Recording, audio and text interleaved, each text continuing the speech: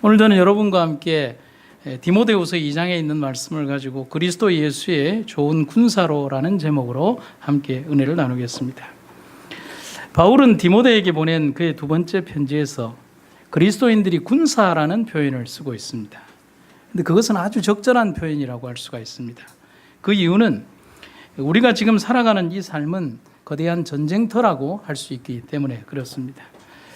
그리스도인들은 이 영적 대쟁투에서 살아남아야 하고 사단을 물리쳐서 이겨야 하는 사명을 가진 군사들임을 잊어서는 안 됩니다.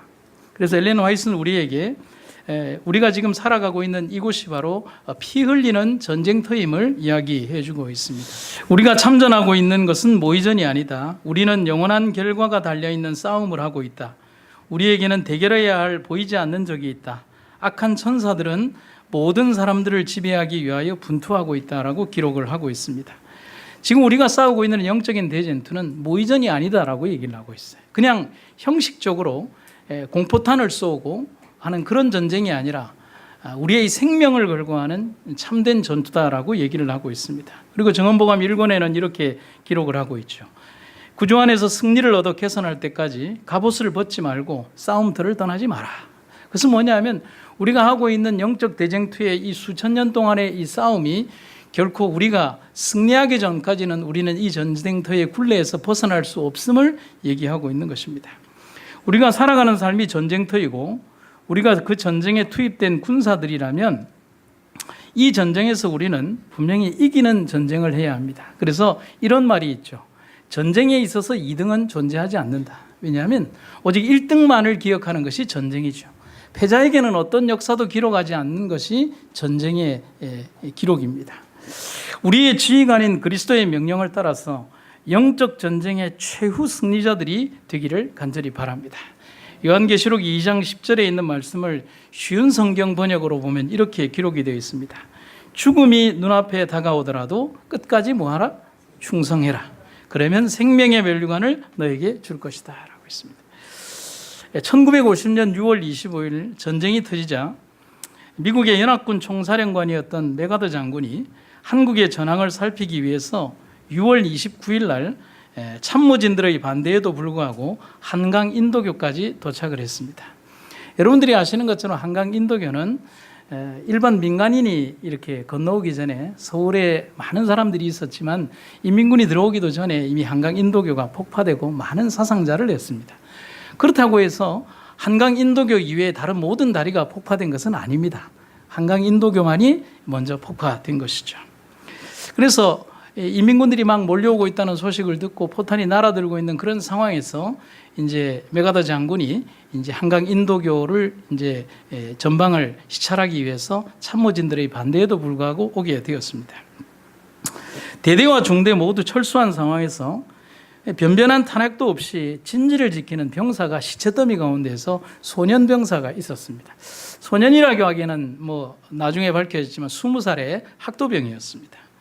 메가더 장군이 이 병사에게 물었습니다. 병사, 자네는 왜 여기를 지키고 있나? 라고 질문을 합니다. 그때 이 소년 병사가 이렇게 대답을 합니다. 저는 군인입니다. 상관의 명령이 없이는 절대 후퇴하지 않는 게 군인입니다. 메가더 장군이 이 병사에게 다시 물었죠. 그러면 자네는 어떻게 해줬으면 좋겠냐? 탄약과 총을 주신다면 나는 죽기까지 싸우겠습니다. 라고 얘기를 합니다. 그리고 다시 메가더 장군이 질문을 합니다. 그러면 언제까지 여기 서 있을 작정인가? 이때 이 병사가 부동자세로 이렇게 메가더에게 대답을 합니다. 새로운 명령이 하달될까지입니다. 전세는 위급하고 지휘 계통은 사라지고 대통령으로부터 모든 고급 관리와 장교들은 다 서울을 이미 떠난 상태였습니다. 적이 바로 코앞에 와 있는데도 도망칠 생각을 하지 않고 끝까지 자기 위치를 지키는 이 병사의 투철한 군인 정신을 목격한 메가더 장군이 이렇게 말했습니다. 그것은 그의 회고록에 이렇게 기록이 되어 있습니다. 이런 군인이 있는 나라는 절대로 망하지 않을 것이다. 역사는 이 소년병을 기억하고 있습니다. 신동수 일병이라고 합니다. 결국은 이 진지를 지키다가 총상을 입고 다리를 절단했지만 그의 노력과 충성이 메가더라는 지휘관의 마음에 이 전쟁에 대한 확신을 주었다는 사실이죠. 충성된 종의 모습은 가장 감동적인 모습으로 우리에게 다가오는 것입니다. 오늘 우리가 부름을 받은 종임을 생각한다면 우리 역시도 삶의 마지막 순간까지 그리스도의 곁을 떠나지 않는 가장 아름다운 주님의 충성스러운 군사들이 되기를 간절히 바랍니다. 몇 가지를 좀 생각해 보겠습니다. 그리스도의 좋은 군사는 그리스도가 최우선인 사람이 그리스도의 좋은 군사입니다.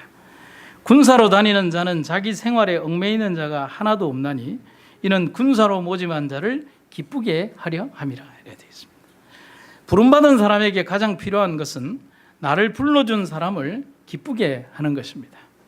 만약에 내가 일하는 곳에서 개인적이고 사소한 일들을 더욱 우선시한다면 저는 그곳에서 인정받을 수 없습니다. 무엇보다도 자신을 불러준 주인을 위해서 최고의 노력과 열정을 가지고 일을 하는 충성심이 있는 종이 되어야 합니다. 그래서 성경의 역사들을 통해서 보면 다니엘의 이야기나 요셉의 이야기나 모든 믿음의 열조들의 이야기들을 보면 그들은 자기의 개인적인 안녕과 영달을 위하여 일하는 것이 아니라 부름을 받은 그곳에서 하나님의 이름을 드높이고 자기의 해야 할 바를 정말 충성스럽게 했기 때문에 바로 노예로 끌려간 그 현장에서도 가장 높은 지위에까지 오를 수 있었음을 우리는 보는 것입니다. 그럴 때에만 자신이 속한 그곳이 발전하고 자신의 가정도 행복할 수 있다는 것입니다. 그럼 오늘날의 사회가 정말 혼란스럽습니다. 이렇게 혼란스러운 것은 내가 속한 사회와 공동체를 위해서 내가 충성을 다하기보다는 내 개인적인 행복을 위해서 사회와 환경이 내게 충성해 주기를 바라는 역주행 현상 때문에 그렇다라고 할 수 있습니다. 나는 공동체를 위해서 내가 존재하는 것이 아니라 이 많은 공동체의 사람들이 내게 맞추어 주기를 바라는 그런 역주행 현상이 있다는 것입니다. 공동체 사회에서 수백 수천의 사람들은 개인적인 욕심과 욕구만을 분출하고 자신이 갖추어야 하는 사회적 책임은 도외시하는 일들이 벌어지고 있습니다. 그래서 우리가 흔히 하는 말로 님비 현상이라는 말이 있죠. 무슨 뜻이죠? 내 집 뒷정원에는 안 된다라고 하는 말이죠. 쓰레기 매립장이 꼭 필요합니다. 그러나 내 집 뒷정원에는 안 됩니다. 과원이 꼭 필요합니다. 그러나 내 집 주변에는 안 됩니다. 내 집 주변에는 언제나 좋은 것, 깨끗한 것, 집값 오를 일만 되는 그런 것들만이 있어야 됩니다. 정말 필요한 것들은 꼭 필요하지만 내 주변에는 안 됩니다라고 하는 것이 바로 님비 현상이라고 하는 것입니다. 그래서 성경은 말세의 사람들의 특징이 충성하지 않는 사람들, 이기적인 사람들, 자기밖에 모르는 사람들이라고 얘기를 하고 있습니다. 제일 마지막에 보면 배반하여 팔고 조급하고 자고하고 쾌락을 사랑하기를 하나님 사랑하는 것보다 더한다라고 하는 아주 특징적인 몇 가지의 얘기들을 쫙 나열하고 있는데 2000년의 세월에서도 이 많은 기록들이 단 하나도 남김없이 오늘날 말세의 사람들의 특징 가운데 다 등장하고 있다는 것은 지금이 정말 말세라고 하는 사실을 우리가 부인할 수 없다는 사실이죠. 마지막이 되면 될수록 다른 일을 위해서가 아닌 내가 중심인 사회로 되어가고 있습니다. 우리는 이제 시대의 마지막이라고 하는 시점에 살고 있죠. 그런데 사람들은 무언가 남을 위해 살기보다는 내 중심으로 살고 있는 것이죠. 어떤 날 이렇게 되어 있었습니다. 아버지가 딸에게 전화가 온 거예요. 딸이 이렇게 보고 있는데 뉴스가 나온 겁니다.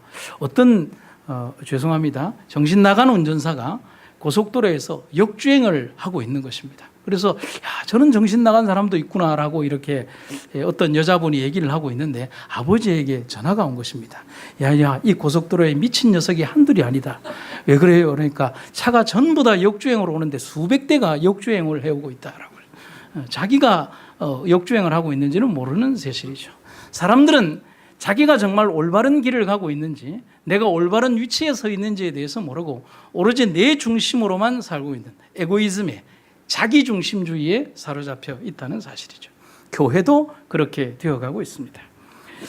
쉽게 말해서 말세라는 징조는 그런 곳에서 등장하는 것입니다. 그렇다면 우리는 앞으로 어떤 삶을 살아야 할까? 그렇습니다. 바울의 권면처럼 그리스도의 좋은 군사로 살기 위해서 우리 삶에 예수께서 가장 중심에 계시는 그리스도의 사람들이 되어야 하는 것입니다.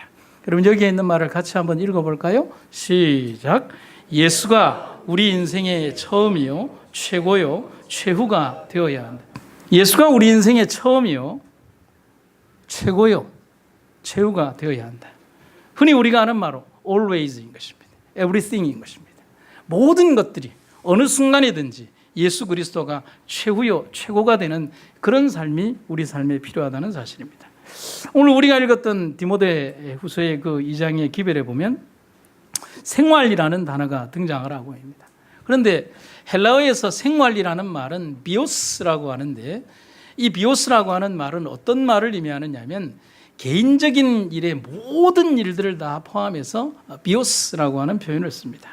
결국 부르심을 받은 종이요 군사인 우리들은 그리스도가 우리 삶의 모든 것들에서 단 하나도 빠지지 않고 사소한 것으로부터 모든 크고 많은 일들 전부 다에 이르기까지 그리스도가 최우선이 되어야 한다는 사실인 것입니다. 만약에 군인이 사적인 일에 먼저 마음을 빼앗긴다고 한다면 결코 안 되는 일인 것입니다. 그래서 제가 좋은 군사라고 하는 글을 한번 이렇게 생각을 해봤습니다. 좋은 군사는 끊임없이 훈련하고 끊임없이 훈련하는 사람입니다. 훈련이란 내가 하기 싫은 것을 체질화시키도록 강요합니다. 훈련이란 내가 하고 싶은 것을 포기하도록 요구하기도 합니다. 그래서 훈련은 힘겹고 고통스러운 것입니다. 하지만 훈련이 없으면 우리는 좋은 군사가 될 수 없습니다. 사단이 만만하게 보고 건드리지도 않는 불쌍한 군사가 아니라 사단을 두렵게 할 수 있는 좋은 군사이기를 원합니다. 여러분 아멘입니까? 요즘 우리 아들이 그 군대 입대를 앞두고 많이 고민하고 있습니다. 그러면서 이런 여러 가지 내용들을 보면서 이런 훈련도 한다, 저런 훈련도 한다 그러면서 많이 고민합니다. 그러면 제가 옆에서 걱정하지 말아라 라고 얘기하면서 속으로는 가서 고생 좀 진탕해봐라 그렇게 얘기를 하고 있죠. 결국은 뭐냐면 훈련의 과정은 나의 삶 속에서 내게 체질화되지 않은 것을 끊임없이 반복을 통해서 그것을 하게 하도록 만드는 것이죠. 그리고 일상생활에서 편하게 했던 것을 잘라내는 과정이 훈련의 과정이라고 할 수가 있습니다. 여러분, 좋은 군사란 어떤 군사를 말할까요? 마음씨 좋은 군사를 말할까요? 아니면 저처럼 잘생긴 사람을 말할까요? 인정할 때도 됐는데 여러분, 좋다라는 말이 여기에서 말하는 것처럼 그냥 선하다라는 의미는 아닙니다. 이게 성경에서 말하는 좋은 군사란 훈련받은 군사, 준비된 군사, 강한 군사, 주를 위하여 언제든지 죽을 준비가 되어 있는 그런 군사, 삶의 어느 순간과 어느 경점에 선다 할지라도 그리스도의 편에 설 수 있는 그런 군사를 좋은 군사라고 말하는 것입니다. 그것은 어떻게 탄생하느냐? 끊임없는 경건의 훈련을 통해서만 가능한 것입니다. 그래서 디모데전서 4장 7절에 보면 망령되고 허탄한 신화를 버리고 오직 경건에 이르기를 연습하라.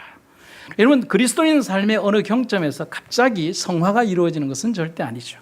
갑자기 그의 품성이 점핑하듯이 어느 경점에 도달하는 것이 아닙니다. 산을 정복하는 과정처럼 우리 신앙의 모든 과정들은 갑자기 해발 30m에서 출발을 해서 해발 1800m에 어느 순간에 올라가는 케이블카 신앙은 절대 아니죠.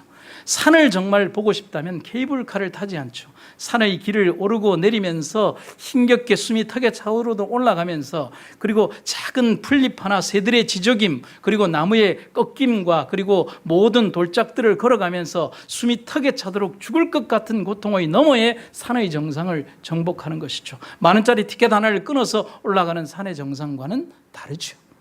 경건의 연습도 그렇다는 사실이죠. 우리 삶의 경건의 연습은 수없이 많이 반복되는 예배와 삶의 훈련과 영적 노력과 우리 삶의 고뇌와 아픔들을 통해서 탄생하게 되는 것입니다. 바울은 그래서 우리에게 경건을 연습하라고 얘기를 하고 있는 것입니다. 1967년 6월에 이스라엘과 아랍 사이에 전쟁이 벌어졌습니다. 흔히 말하는 제3차 중동전쟁이라고 하는 것입니다. 그때 당시 이스라엘의 인구는 250만 명이었고 아랍연합군은 1억이 넘었습니다. 그래서 이스라엘은 아랍 국가들을 상대로 14대 1의 전쟁을 벌이며 누가 봐도 전쟁이 안 되는 전쟁입니다. 흔히 말하는 것처럼 어느 정도의 숫자가 차이 나야 할 수 있는 전쟁이지만은 무모한 싸움이었습니다. 그런데 그때 당시 이스라엘의 국방장관이었던 모세 다얀 장군은 방송을 통해서 짤막한 성명서를 이렇게 발표를 합니다. 국민 여러분, 우리는 2534년 만에 되찾은 조국 이스라엘을 지키기 위해 부득이 이 전쟁에 참여할 수밖에 없습니다.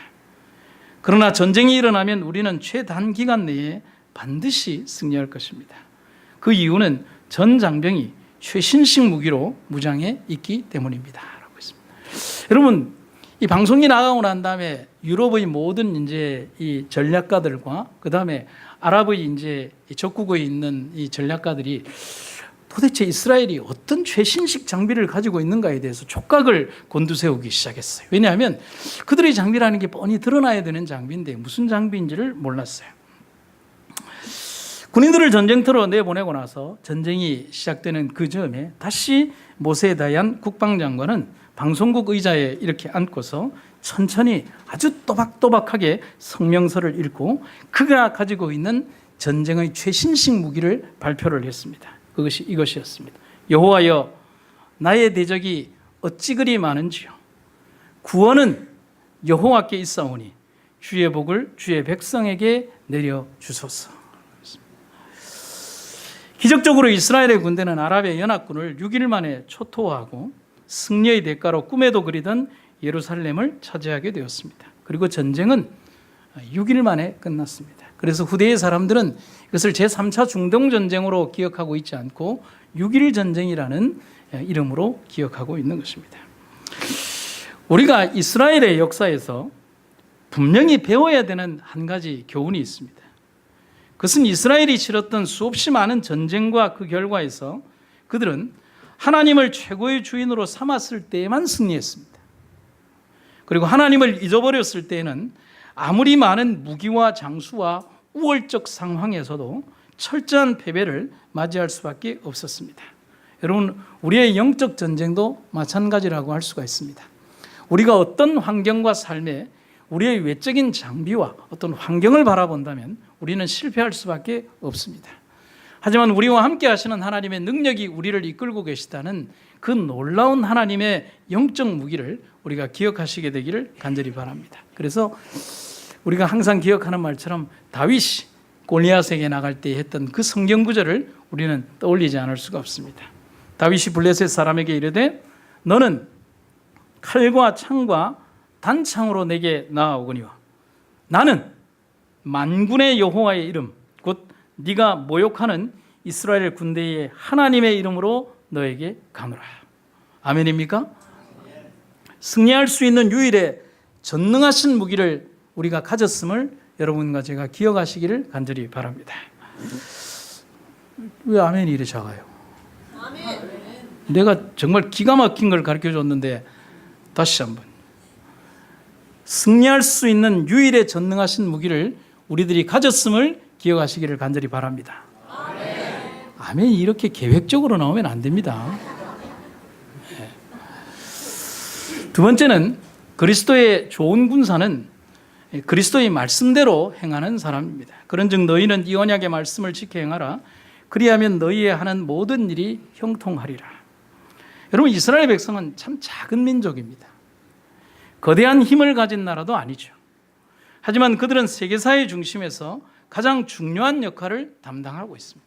왜 이렇게 자꾸 연약하고 또 때로는 변덕이 심한 이 민족을 택하셨을까?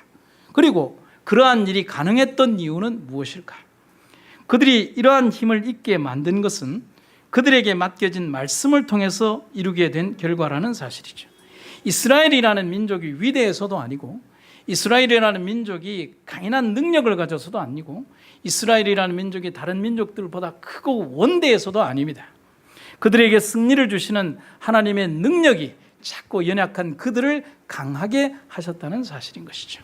오늘 여러분과 우리에게 하나님이 계시듯 이스라엘 민족을 이끄셨던 하나님의 놀라운 역사가 그들을 원대한 민족으로 만들었던 것처럼 오늘의 우리를 바로 그러한 원대한 백성으로 만들어 주실 것임을 저는 믿습니다. 본문 디모데후서 2장 5절에 보면 이렇게 기록이 되어 있습니다. 경계하는 자가 법대로 경계하지 아니하면 면류관을 얻지 못한다라고 기록이 되어 있습니다. 바울은 오늘의 주 본문인 디모데후서에서 그리스도의 좋은 군사의 모본을 설명을 하면서 두 번째 조건으로 법과 원칙을 따라 경계하는 사람이 되어야 된다라고 말하고 있습니다. 바울이 갑자기 왜 법과 원칙을 얘기하고 있을까요? 그래 가만히 생각을 해보면 바울이 생활했던 그 당대의 어떤 삶을 조명해 보면 알 수가 있습니다. 고대 올림피아드 경기에 출전하는 선수들은 법에 따라서 경기에 출전하기 위해서는 6개월 전부터 연습하도록 서약을 해야만 합니다. 따라서 올림피아드 경기에 출전하기를 원하는 선수들은 아무리 훌륭한 개인적인 재능을 천부적으로 지녔다고 하더라도 6개월 전부터 연습을 하지 않으면 경기에 아예 출전할 수 없도록 하는 규정이 그 규정이었다는 사실이죠. 이것이 법이었습니다. 바울은 왜 그리스도인들에게 보내는 권면에서 이러한 군사와 또 선수들의 규정과 법을 말하고 있을까요? 그것은 전도자로서의 일을 하기 위해서는 피나는 노력으로 남은 기간들을 준비하고 훈련하는 선수들처럼 자신의 삶을 개혁하고 말씀 위에 서도록 하는 준비를 하라는 권면인 것이죠. 사도 바울은 어느 날 갑자기 사도 바울이 되는 게 아닙니다. 사도 바울은 수없이 많은 주님을 사랑한다라고 하는 다메섹 이전의 경험과 다메섹 도상에서의 주님을 만난 경험과 다메섹 도상 이후에 그리고 뼈저린 고통과 아픔의 경험 이후를 통해서 사울이 바울로 탄생하는 과정이 있었다는 사실이죠. 하나님의 법과 말씀 속에는 우리를 향한 하나님의 뜻과 생명이 있음을 여러분 우리가 기억하시기를 간절히 바랍니다. 절대로 인간적인 생각과 판단을 하나님 앞에 내세우지 마시기를 간절히 바랍니다. 얄팍한 성경절 몇 개를 가지고 자신의 성경 지식인 양 떠버려서도 안 됩니다. 예언의 신 몇 구절을 몇 개 엮어서 자신의 모든 것들이 완벽하다고 얘기하는 것도 하나님 앞에 의롭지 않은 행동인 것입니다. 하나님 앞에 낮아져라. 죽기까지 낮아져라. 주 앞에서 죽음까지 낮아지며 죽음까지 낮아졌던 그리스도의 겸손을 배우며 하나님의 말씀을 끝없이 드높이는 종이 되고 그렇게 훈련하는 낮아짐의 과정이 우리들의 삶 속에 필요하다는 사실이죠. 그리스도의 참된 군사는 그리스도의 말씀을 따라 행하는 군사가 되어야 합니다. 지휘관의 생각과 뜻을 전혀 알지 못하는 병사는 절대로 전쟁에서 승리자가 될 수가 없습니다. 지휘관은 자신의 병사들을 지키면서 그 전쟁에 승리하는 방법만을 연구하는 사람입니다. 우리는 우리의 지휘관이신 그리스도의 말씀을 성실히 알고 따르는 백성이 되어야 하는 것입니다. 흔히 우리가 2002년 월드컵을 생각을 하면 4강이라고 하는 것에 취해 있습니다. 그런데 우리는 그때의 4강이었던 기억들을 생각하면서 꼭 떠올리는 사람이 있죠. 히딩크라고 하는 사람을 떠올립니다. 그의 용병술, 또 그가 이 선수들을 지도했던 그런 모든 과정들, 그 모든 것들이 그 지휘관의 어떤 훈련과 노력에 의해서 사람들이 조련되어 가는 것입니다. 여러분, 우리에게는 인간적인 히딩크라고 하는 그런 지도자보다 비교할 수 없는 원대한 지휘관이 우리들과 함께 하고 있지 않습니까? 절대로 패하지 않는 전쟁을 인도하시는 분, 우리에게 영원한 승리와 행복을 가져다 주실 그리스도의 피 묻은 깃발 아래 모여서 이 영적 전쟁의 최고의 승리자들이 되는 여러분과 제가 되기를 간절히 바랍니다. 여러분, 이스라엘의 인구를 다 합쳐도 460만 정도고 면적은 2만 700제곱미터 정도밖에 안 됩니다.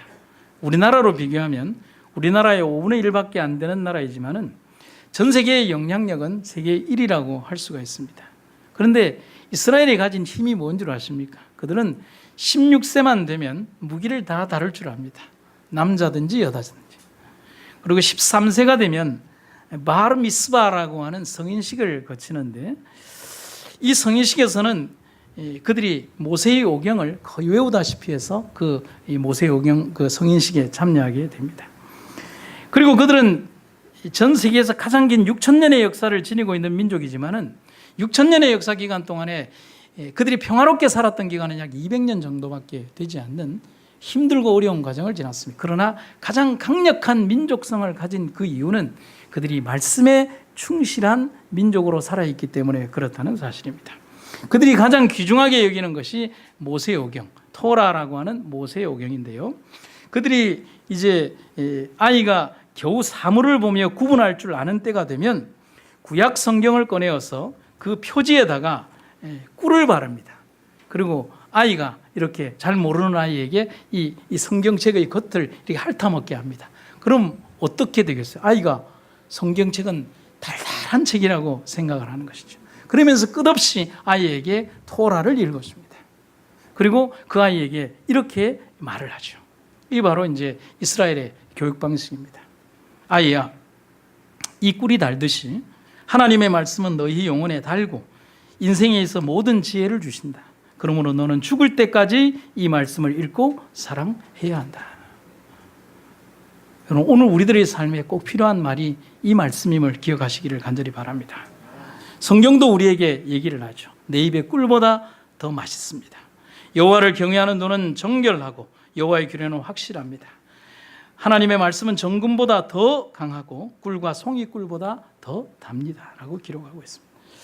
그래서 위대한 전도자 테일러는 우리에게 참으로 의미심장한 문구를 전해주고 있습니다. 테일러의 말입니다.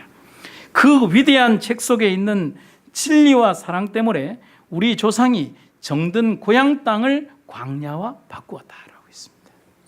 여러분, 하나님의 말씀에 대한 약속이 없었다면 이스라엘 백성들이 그런 선택을 할 수가 있겠습니까?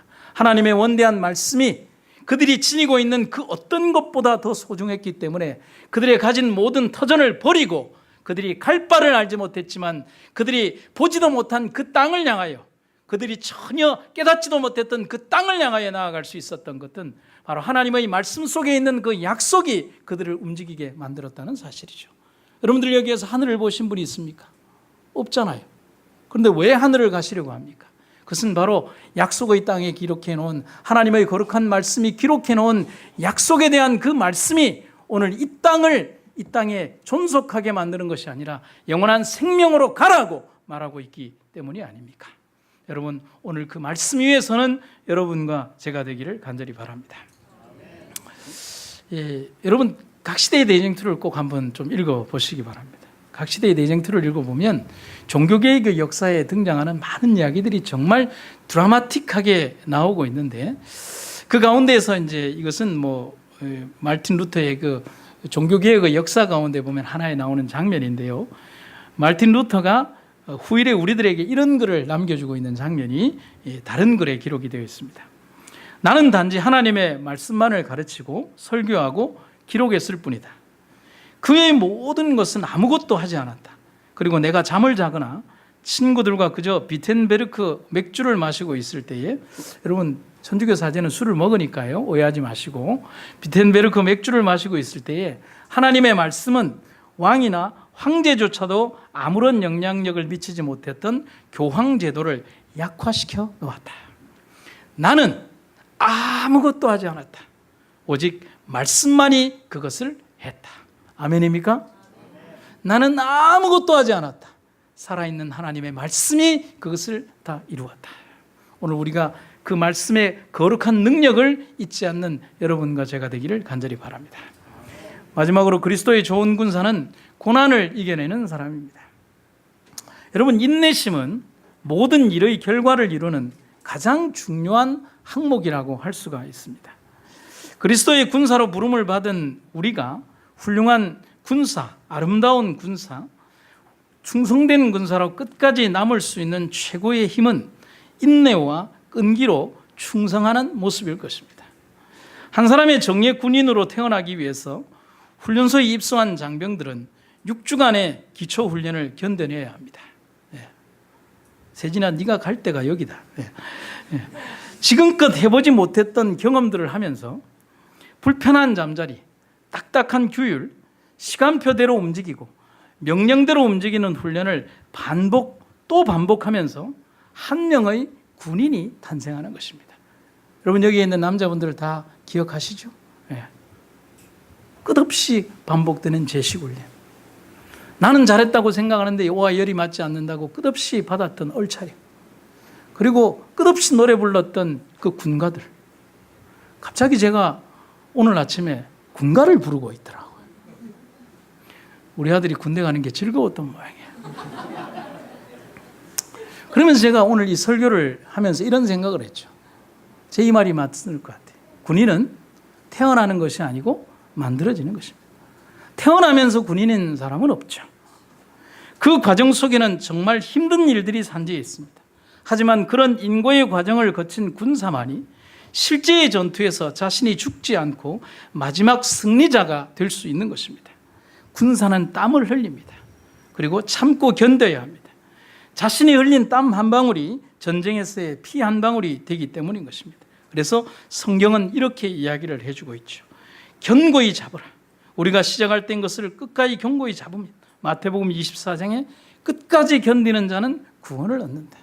군사의 훈련 과정처럼 끝없이 반복되는 어려움의 과정이지만, 그러나 그 훈련과 반복됨의 과정들이 영적 대전투의 선상에서 오늘의 고통과 어려움과 그 고난과 아픔 속에서 나는 분명한 승리를 얻을 것임을 우리는 믿는다는 사실이죠.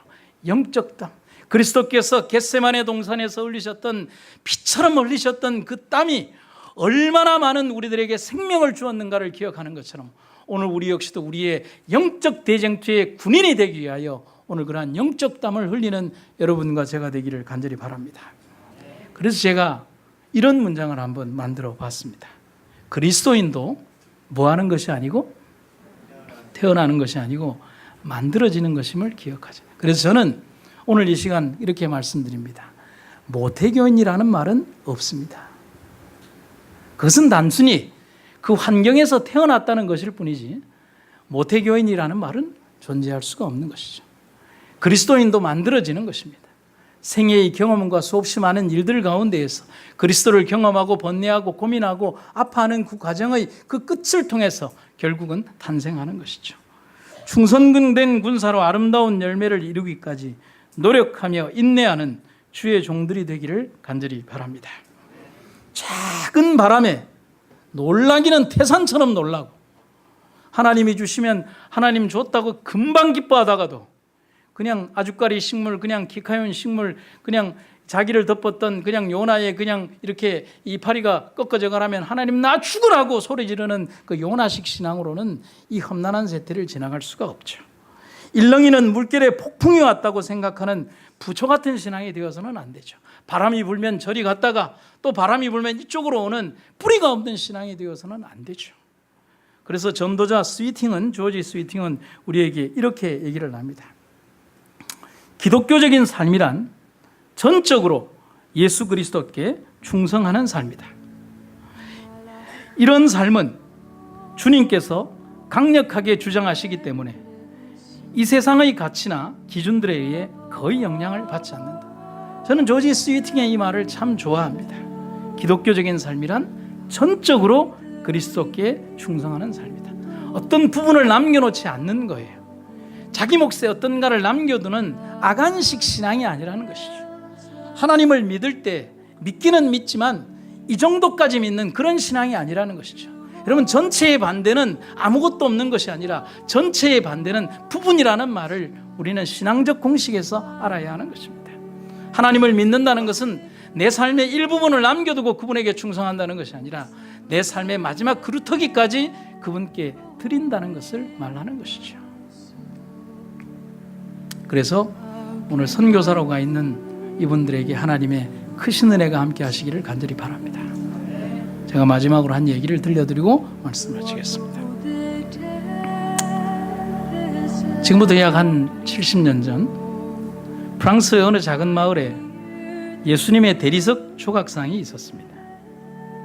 세계대전이 한창이던 어느 날 폭탄이 그 마을 가까이에 떨어져서 그 조각상이 부서지고 말았습니다. 전쟁이 끝나고 적군이 물러가자 마을 사람들은 그들이 아끼던 그 조각상의 조각들을 찾아서 다시 세우기로 했습니다.